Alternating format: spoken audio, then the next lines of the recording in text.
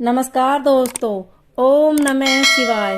आज हम आपके लिए श्रावण माह में पंचमी तिथि को सुनी जाने वाली नाग पंचमी व्रत की कथा लेकर आए हैं।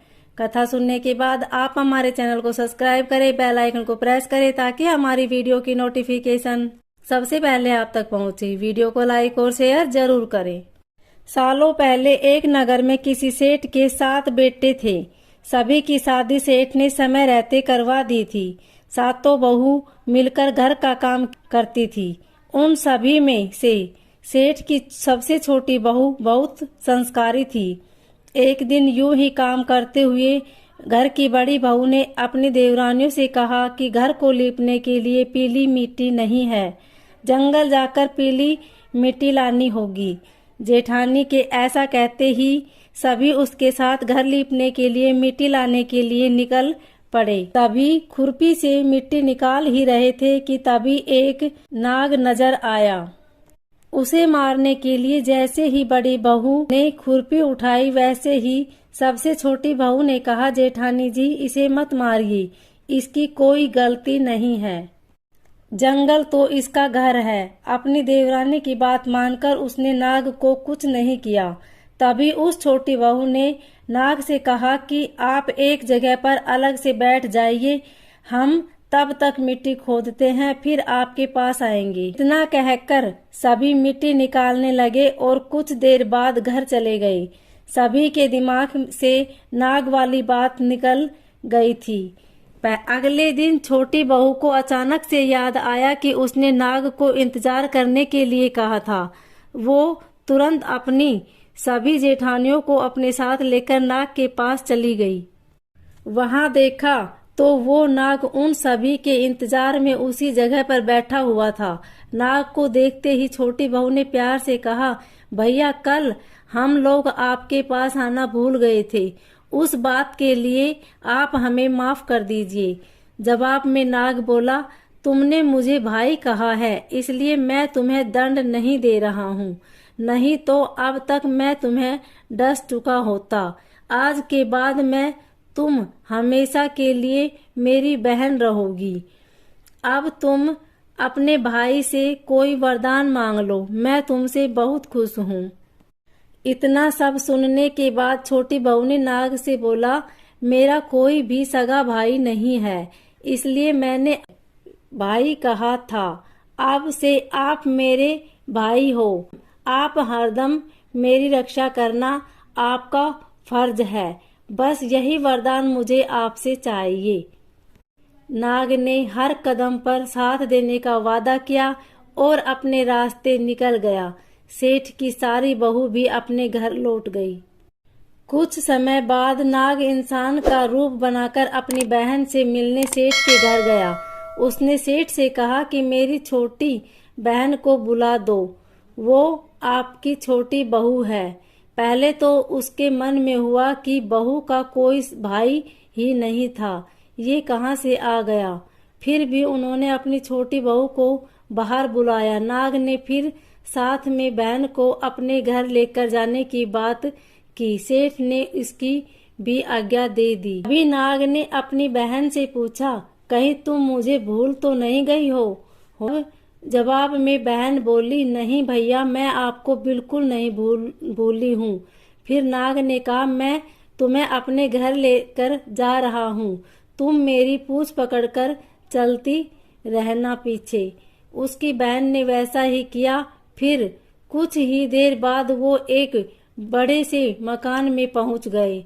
वहां हर तरफ सोना चांदी और अन्य कीमती सामान थे। वहां नाग की बहन आराम से कुछ दिनों के लिए रहने लगी। नाग की माँ भी उसे खूब प्यार करती थी। एक दिन नाग की माँ ने छोटी बहू को अपने भाई के लिए दूध लेकर जाने के लिए कहा। छोटी बहू ने दूध को गर्म किया और भाई को पीने के लिए दे दिया। अब गर्म दूध पीते ही नाग का मुंह जलने लगा। ये सब देखकर नाग की माँ को खूब गुस्सा आया। नाग ने किसी तरह से अपनी माँ के गुस्से को शांत किया और बताया कि उसकी बहन को नहीं पता था कि मैं गर्म दूध नहीं। अब नाग के परिवार के साथ कुछ समय बिताने के बाद सेठ की छोटी बहू अपने घर जाने लगी। नाग ने अपनी बहन को खूब सारी दौलत और आभूषण देकर विदा किया।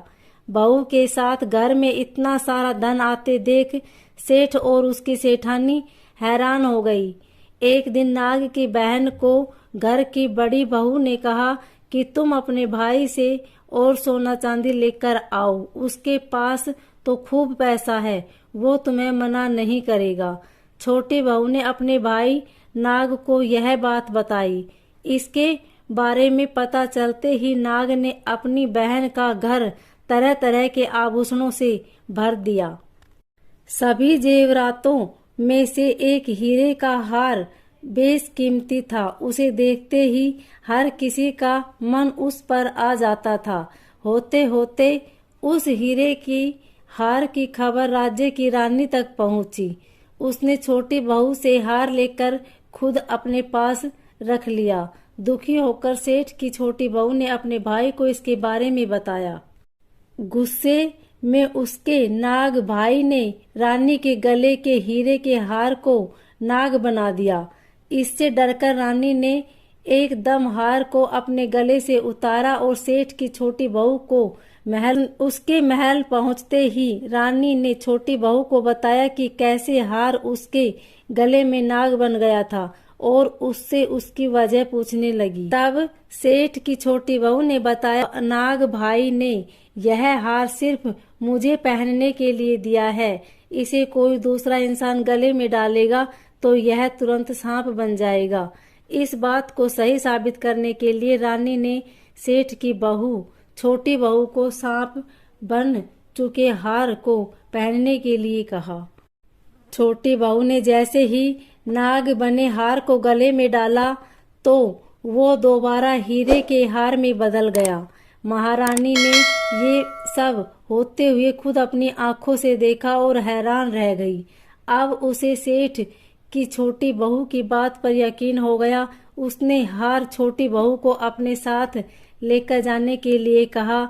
इतना सब होने के बाद रानी ने सेठ की छोटी बहू को कुछ सोने की मुद्राएं देकर महल से विदा। अब सेठ की छोटी बहू घर के सोने के सिक्के लेकर पहुंची।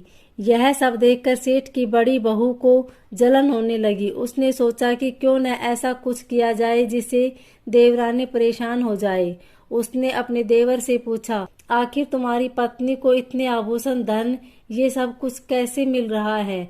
तुम्हें उस पर ध्यान देना चाहिए। यूं ही तो कोई किसी को इतना सारा धन, जेवरात और सोने के सिक्के नहीं दे देता। पता करो कि आखिर क्या मामला है। भाभी से अपनी पत्नी के बारे में इतना सब सुनने के बाद उसके मन में अपनी पत्नी के लिए शक पैदा हो गया। उसकी हर बात को वो शक भरी निगाहों से देखने लगा। एक दिन इस बारे में उसने अपनी पत्नी से बात की। खुद के लिए अपने पति से ऐसा सब सुनने के बाद वो दुखी हो गई। उसने सीधे अपने नाग भाई से मुलाकात की और अपने पति द्वारा कही गई सारी बातों के बारे में बता दिया। अपनी दुखी बहन को देखकर नाग को भी गुस्सा आया। सीधे वो अपनी बहन के पति से मिला और बोला कि अपनी बहन को जेवरात और दूसरे तोहफे मैंने दिए हैं। तुम्हें उस पर किसी भी तरह का शक करने की जरूरत नहीं है। वो बहुत ही अच्छी है और अगर आगे से कभी भी तुमने उसे कुछ गलत कहा, उस पर शक किया तो मैं तुम्हें जिंदा खा जाऊंगा। नाग से ये सब सुनने के बाद सेठ के बेटे ने उससे माफी मांगी और कहा कि आज के बाद से मैं ऐसी बातें बिल्कुल भी नहीं करूंगा। आप मेरे ऊपर गुस्सा मत कीजिए। मैं आपकी बहन को किसी तरह का दुख नहीं देने दूंगा। इतना कहकर वो सीधे घर गया और अपनी पत्नी से भी माफी मांगी। उसके बाद दोनों खुशी खुशी साथ में रहने लगा। इसी तरह से सेठ की छोटी बहू हर तरह की मुसीबत में अपने भाई को याद करती और वो उसकी परेशानी को दूर कर देता। इसी तरह नाग पंचमी का त्योहार शुरू हुआ और सभी महिलाएं नाग को अपना भाई मानकर पूजते हुए उन्हें दूध पिलाने लगी। नाग पंचमी कथा से दो सीख मिलती है। पहली यह कि किसी दूसरे के भड़काने पर और उनकी बातों से प्रभावित होकर अपने लोगों पर शक नहीं करना चाहिए। दूसरी सीख है कि अच्छा करने और सोचने वालों को उसका सकारात्मक फल जरूर मिलता है। धन्यवाद। ओम नमः